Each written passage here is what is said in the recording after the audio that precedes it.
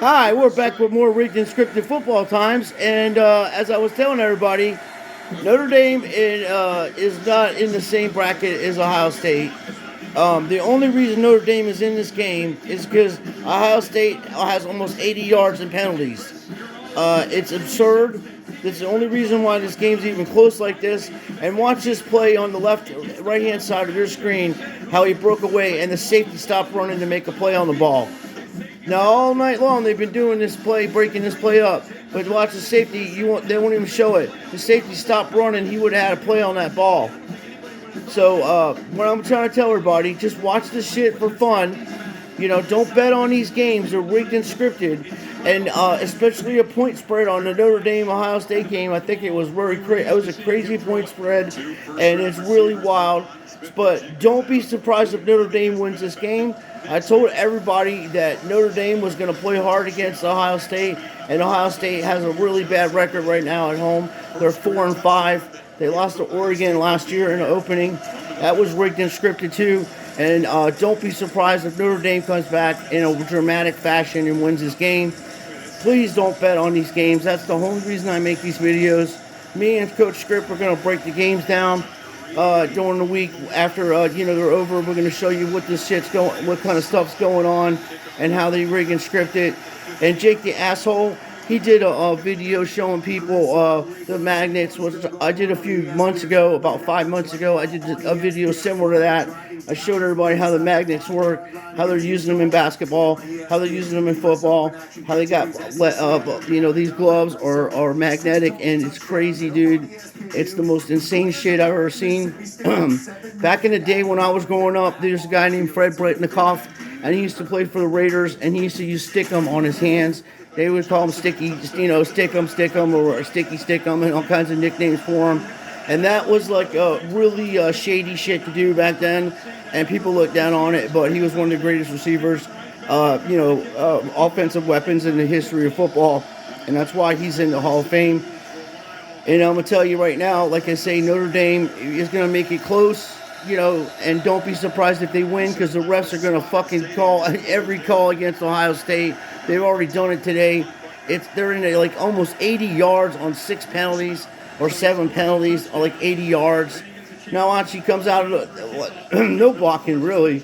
On the left-hand side, he took him down. That's illegal. You can't knock a guy at his knees like that. You have to hit people in the numbers, kids. When you're playing football times, you hit them in the front of the numbers, and you're gonna be safe all the time with that. If you hit anybody in the back of the numbers, if you see the back of them, run up in front of them and cut the angle off and try to run them out of bounds or take their angle from them, so they can't run across the field and get open like that. Or, make a big play. Look at these fucking games, dude. 55-0 against Utah State, Alabama. Why in the hell would anybody want to go see a game like that? I mean, these games are so lopsided. Just like I'm saying right now, no way Notre Dame should be ranked 5 in the country. And I'm a huge Notre Dame fan. I love Notre Dame. It's my favorite team, college team. Look at that catch. And I'm telling you, I have a Notre Dame tattoo on my arm. I wanted to go to Notre Dame when I was a kid. Loved Notre Dame. My grandfather was a big Notre Dame fan. He went to college there for a little while back in the 30s and 40s and shit like that, before war times. And he loved Notre Dame. So as I was growing up, I always watched Notre Dame football. And of course, being from Pennsylvania, the Nittany Lions also. So I'm not, hating on the Irish. I'm just saying that, in my opinion, and statistically, they're not as good as everybody thinks they are, because they just are a young team with a new coach right now. Kelly's not even coaching them. Hi, we're back with more rigged and scripted football times. And as I was saying before, Jake the asshole, he did a video on the magnets, and he showed you how they use magnets in football. My man Lobo is really good over there. He specializes in this type of stuff. He does breakdowns, and he does pretty badass music. Look at my man, look at that. Even in rigged and scripted football time, they're running the football over there. Oh, Coach Script, you're here, huh? Oh, I love me some running a game of football time over there. Yeah, Coach, what do you think about this game? Well, there's a 100-yard and penalty against Ohio State over there. You're going to have a problem when you got that kind of many penalties on the field over there. You got to have a talk with them fellas and tell them what the hell going on out there on rigid scripted college football day over there. I see some big shit coming this way. Oh my goodness. The tight end's wide open. He tripped over the guy.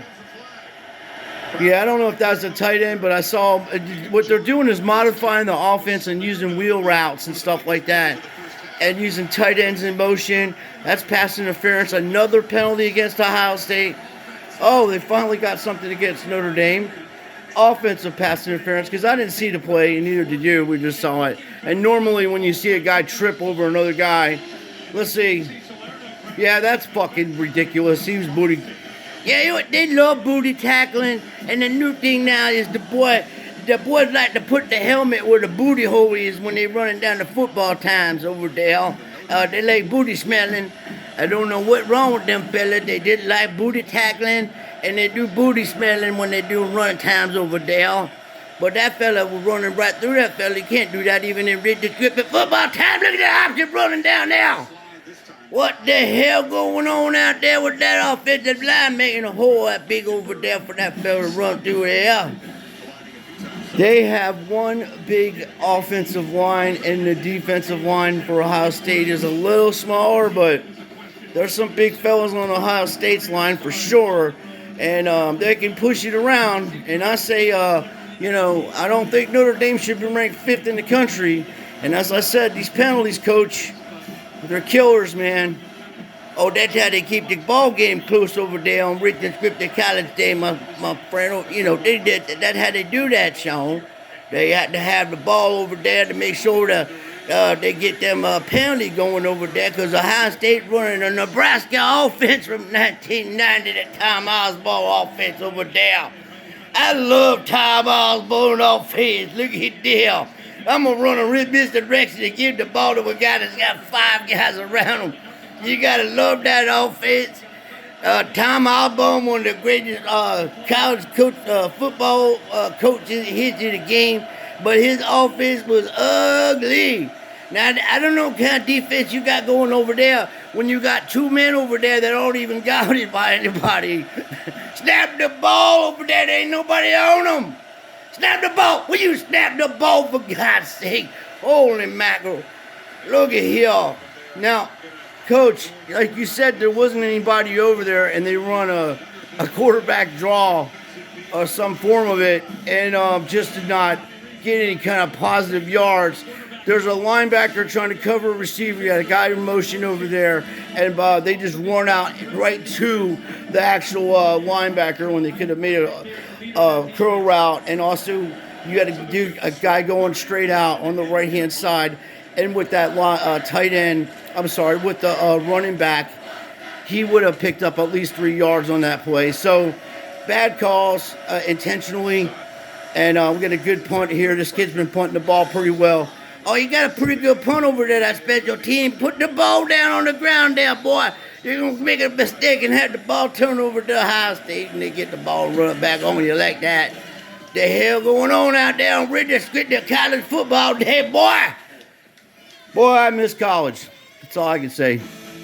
All right, well, everybody have fun, and please do not bet on these games. Thanks for joining us, Coach. We want to join. You're gonna be able to join us this week to do breakdowns on these games more thoroughly. Yeah, I'm gonna come over there, and I got myself a gator the other day, so I'm gonna cook him on up over there with the little fella, and do cooking times for you. And I got me some cold ass and stuff. Got back from Louisiana down there. Got us some good old southern eating, fella. And we're going to go to town when I come over there to visit you. Well, that sounds great, Coach. Thanks a lot. We appreciate it. We love you, Coach. Your birthday's coming up in December, sir. You're going to be 99. Yeah, I'll be 99 years old. Been over there coaching for 85 years over here. Boy, I've coached football since I've been about 15 years old out there running football time. I knew Newt Rodney. He was a good old fellow over there. We used to do football time back then in Michigan in the 1800s over there. And my great-grandpa was over there before I was born. He would tell him about it. And then when I was little children, I was over there watching them do football time practicing and such. All right, Coach. That's awesome. I want to hear that story. But Please don't bet on these rigged and scripted games. And let's go Irish!